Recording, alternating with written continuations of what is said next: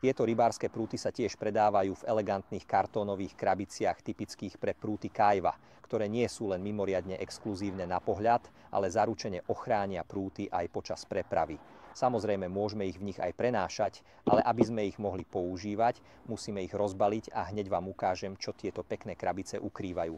Najprv je tu plátené púzdro na prút, ktoré dokáže vložiť, môžeme do neho umiestniť a sušiť jednotlivé diely prútu. Tu je záručný list kajvo, 2 suché zipsy na spojenie prútov a samozrejme tu máme aj samotné diely rybárskeho prútu. Novým spôsobom sú uložené v tejto krabici tak, že sa určite nepoškodia, a to vďaka tejto peňovej výstelke, ako vidno, je veľmi precízne vyrezaná. Každé miesto je presne vymerané pre konkrétny diel, takže sa vnútri nemôže pohnúť ani poškodiť.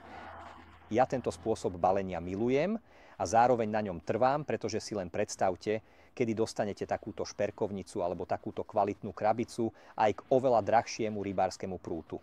Toto je výlučne špecialita tohto výrobcu. Aj doteraz sme vyrábali feederové prúty, za posledných 20 rokov je na trhu niekoľko desiatok, ba až 100 000 Bajdomet Infederov, ktoré sa dostali do predaja v Maďarsku, Európe a môžem pokojne povedať, že aj vo svete. Ale odkedy spolupracujeme s Kajvom, môžem s istotou povedať, že výroba našich rybárskych prútov sa posunula na úplne novú úroveň, a to nielen z hľadiska kvality, ale aj vzhľadu. Všechny produkty najdete na feedermethod.cz, oficiálním partnerovi značky Haldorado.